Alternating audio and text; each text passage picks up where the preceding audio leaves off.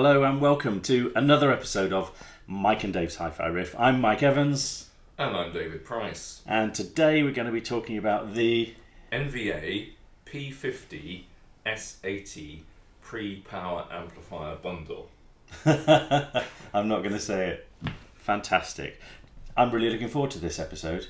And I don't know if I'm allowed to reveal straight off the bat, but we are both closet NVA fans, aren't we? Deep down. Yeah, maybe not so closet, no. really, but it's my turn, I think, to talk about my hi-fi history. I'm looking forward to it. You've been talking about your multi-exposure box system for about 17 episodes of Hi-Fi Riff so far. Yes, yeah. We also know that you've got a name Nate as well, don't we, Mike? It's in its box. Is it? Yes, it's boxed. You never said that before. So but this time, viewers, it's my time for full disclosure. So I am a former NVA owner. So back in I think it was about 87, probably round about the time you got your name Nate, I bought an NVA P50. Yes, yeah. I was trying to work out the date. It may have been even a year earlier than that. Could have been. I remember you buying it. I remember you buying it from Richard Dunn, who was the founder of NVA, and being absolutely thrilled with it. Absolutely, yeah. So I went to, I think it was Aylesbury Audio, and had an old-fashioned dealer dem where you get to listen to lots of different things all together and make up your mind, rather than buying on whatever hi-fi journalist says in a magazine. And I'd kind of thought I was going to get an Exposure 10, and I really liked the Exposure 10, and we've spoken about that before.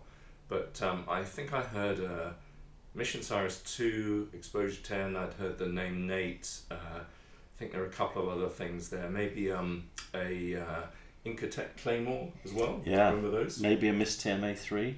Yeah, I think there was a Miss TMA3 involved as well. So it was an amazing dem. And I have to say, I remember when you bought the NVA back to your house and being really quite surprised because they're all stiff competition amplifiers. Yeah. And I wouldn't have picked that. And I remember thinking, if this amp has beaten all of those, this has got to be an absolute belter. Yeah. And it was. Yeah. And it was. I think it had one fatal flaw, which was it didn't have a huge amount of power. Yeah. That would be probably the only real criticism you could throw at it. Yeah. But in terms of musicality, it was gorgeous. It was a real honey, and at the dem I heard it with EPOS ES14s. Wow. So those were the flavour of the month at that time, and I had Lin cans. Yes. Original Lin cans, and I mistakenly thought that if it would drive the EPOS well, it would drive the cans well. Well, as you know, Lin cans are about as tough as it gets. Yes, you need sort of something with sort of thermonuclear levels of power to get the squeak out of it. You do. So yeah, I kind of ended up with, I might say, the right amplifier and the wrong speakers, or the right speakers and the wrong amp. It wasn't quite a match made in heaven. It still sounded great. Yes. But I think I think probably on balance that I should have got the Exposure, which was a more powerful amp. And actually the Exposure did work really well with the cans. Yeah. Oddly enough. But look, then fast forward however many years it has been since then. Yeah. 30 years or something. Yeah. And we're back. NVA back in the room. Yeah, absolutely. So the founder of NVA, Richard Dunn, sadly passed away, I think in May 2019, and effectively a former NVA employee, Thomas Danus, and a great NVA fan, I think is probably the best way of describing him, Paul Tiernan, took over the brand, and they've relaunched the model range, but in a slightly different setting, I think. Basically, the circuitry of the pre and power amps are pretty much the same as they were, but they're being done kind of in a modern way on better circuit boards and slightly more, I think, quite considerably more expensive transformers, toroidal transformers, power transformers, and various other bits and pieces. So they're kind of traditional values in a modern setting. Can I draw a bit of a car analogy here? So Richard Dunn, I had the pleasure of meeting on more than one occasion, once with your good self, when your NVA broke down and we had to mend it, which is another story. But Richard was a lovely, lovely guy, and I remember he had a passion for an Alfa Romeo Spider, which he used to drive around in. And I think what he would have loved is what NVA have now done to his amplifiers, to have done to his Alfa Romeo. So, exactly the same design, same chassis, but better brakes, better tyres, better suspension, engine that starts, that kind of thing, windscreen wipers that work. And I think that's what NVA have done with this. So as you say, they've taken the original blueprint and they've put modern bits and bobs in it. Absolutely. I mean, I think it's fair to say that one of the design flourishes of the original NVAs were that they were very carefully selected and combined components, and they were perhaps ahead of their time back then. Richard was always, trying to use tweaky capacitors and resistors and things like that. And of course, NVA was very early adopter of passive volume controls, rather than active preamp sections. But I think you're right. They've basically taken the ingredients of the original and just sort of cooked them slightly better.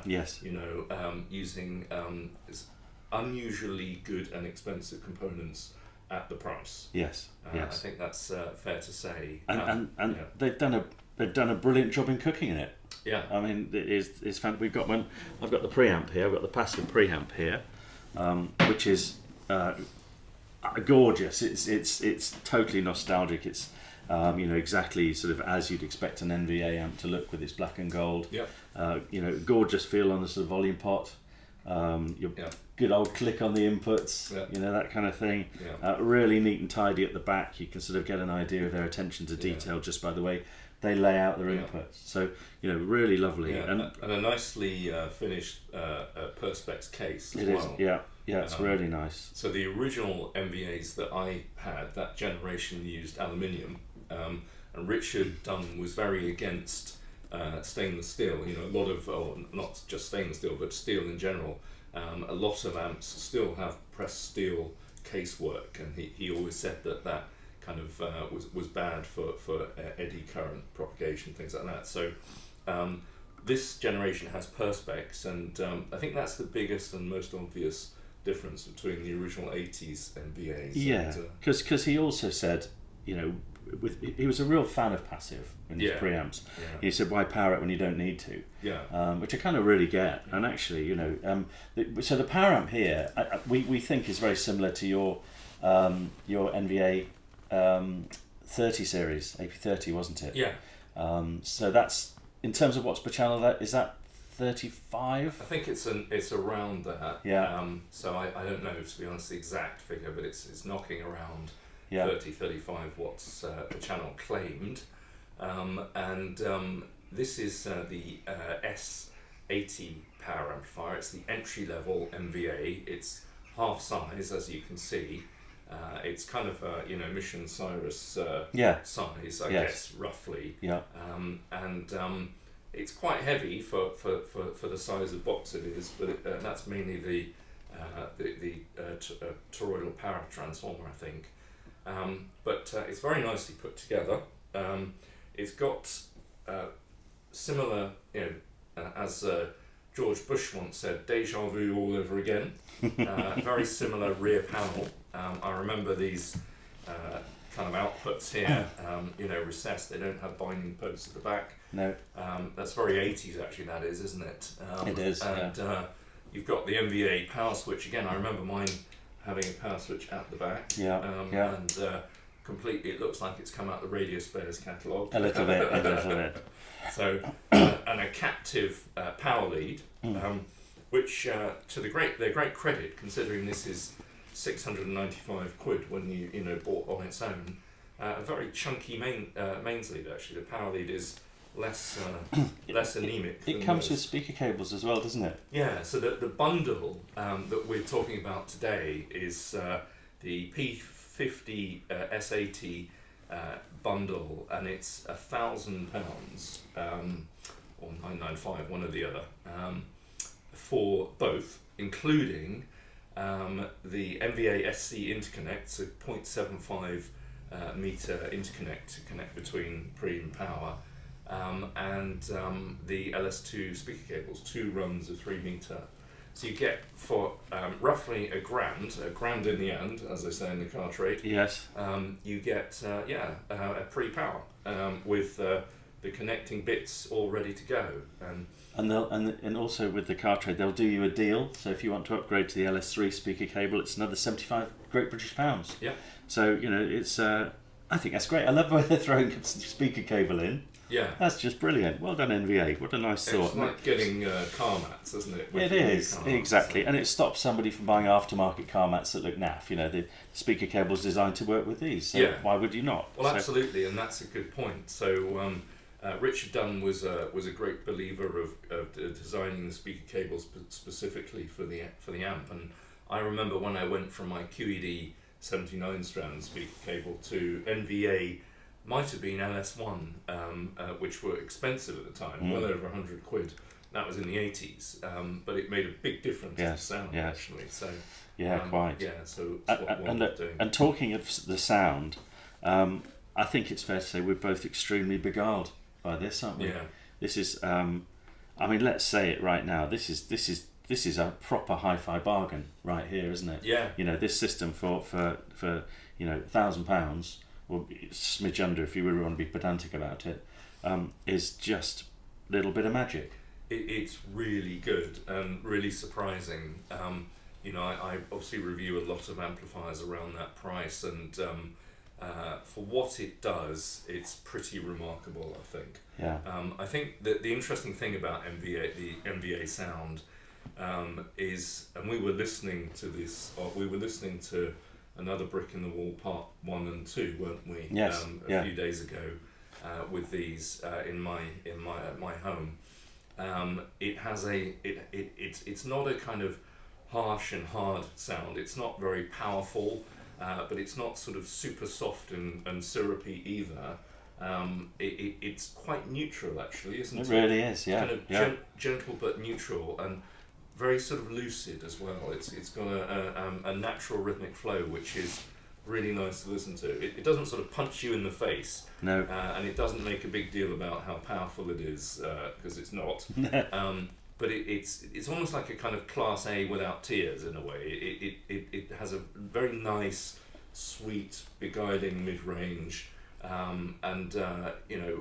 Doesn't draw attention to itself either, does it? It's incredibly easy to listen to. Yeah. And it just does a terrific job. I mean, we listened to quite a few different tracks, and I mean, it's one of those things where we put the first track on, we plugged them in, put the first track on, and played it, and immediately looked at each other and went, that sounds great. And it was off the bat, wasn't it? There was no mistake. It was you could just tell it's a class bit of kit. Yeah. With and obviously an initially well thought out design, one that's been improved on with the components, and it shines through.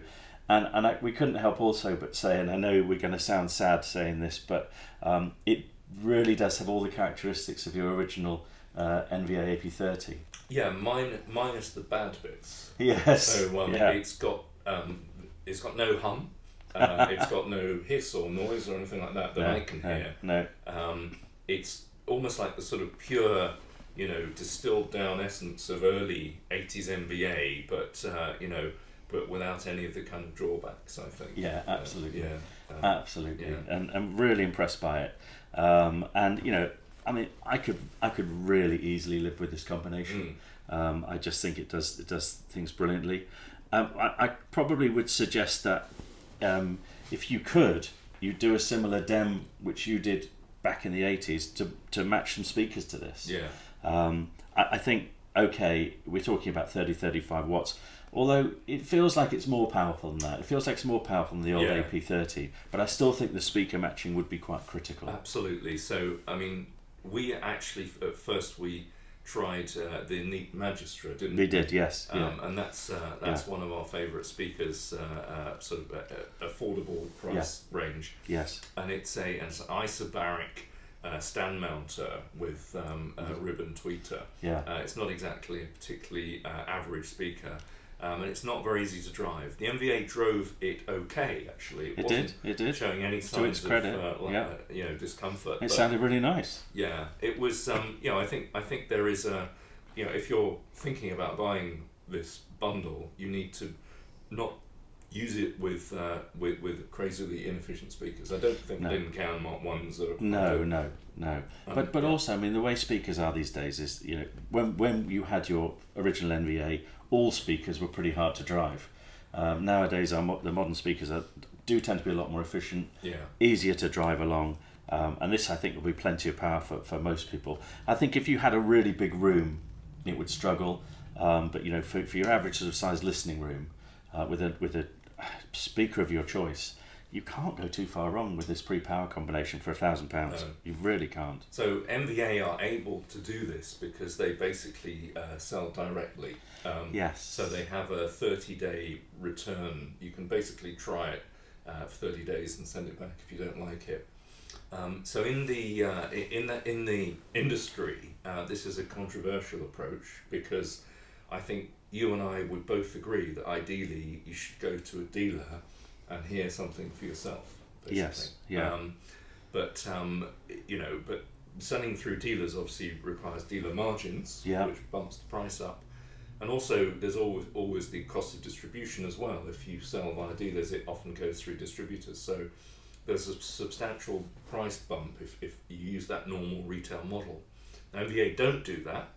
And some people in the industry might scream that that's sort of not fair, and that you're cutting out the middleman's, and basically taking dealers out of the equation. And I think there's a good case for that. But on the other hand, you can try it at home and do your own comparisons if you want. And the other thing I think is if you sort of try and talk about the sort of ethics of that, is that NVA is all made in the UK. It's not made in countries with very low labour costs and that kind of thing. Very true. And they try and source as much of the components that they can in the UK. So that's the sort of countering argument to that. Yeah. I bet they don't get many returns in those 30 days. Well, I mean, if they sound as good as this, you wouldn't be disappointed, would you? Well, I think if I bought it for £1,000, and I don't think I'd be returning it. I might be doing is asking to try and get basically get a more powerful one, send it back, because I'm very interested to hear the bigger power amps. Why don't we see if we can do that for another riff? So you can, absolutely. Exactly. So good as the preamp is, it's perfectly decent. It's basically a passive, is like a volume pot, potentiometer. Yeah. With wiring, obviously you've got a source selector. But many people will be just using it with a DAC with a volume control, and bypassing the preamp. I ended up using this driven directly from my Chord Hugo TT2. The power amp, going into this power amp, and it sounded even better. Amazing, yeah. So I mean that sort of, obviously people have different requirements. You might need lots of sources and stuff. In which case, the preamp is very good for what it is, and it can be upgraded, I think, to a special sort of spec with a side and stepped attenuator and audio note resistors and all the sort of fancy audiophile stuff relatively inexpensively. But many people might just bypass that altogether and get a power amp. Get the power amp, Well, it makes sense, doesn't it? So, very good. Yeah. Look, I'm going to ask the question then. Mike and Dave's hi-fi riffometer, out of 10, what do you think? I think at the price, and given the bundle... there's always a caveat, isn't there? Go on. I'll just make it up. All right, 15. How about that? So no, I mean, I think it's to me, in terms of value for what you get, the general build quality and so on. I think it's got to be a 9. I think. Yeah, you're bang on. You can't give it less than that for £1,000 pre-power, can you? It's with speaker cable and interconnects as well. Just it's fantastic. An awful lot for the money. It really real is. Kind of budget esoterica. Yes, I think. I'm with you as well. I'm a 9 too. Yeah. It's not quite a 10, just because it is a little bit lacking in power, just like the original one was, but for all of that lovely sort of sweetness which it gives, then what a great product. Yeah, it's a very grown-up, musical sounding design that's absolutely competitive with any kind of name type budget product these days, I think. And very, very nice, I think. Fantastic. Yeah. Hats off, NVA. Really glad to see you back in the room, back in the market. We wish you every success, and thank you very much indeed for producing all of this for such a budget price, and hope it goes well for you. We've thoroughly enjoyed reviewing this piece of equipment. So thanks everyone. Thanks for watching this episode of Mike and Dave's Hi-Fi Riff, and we will be back for the next one. Thank you very much. Bye-bye. Bye.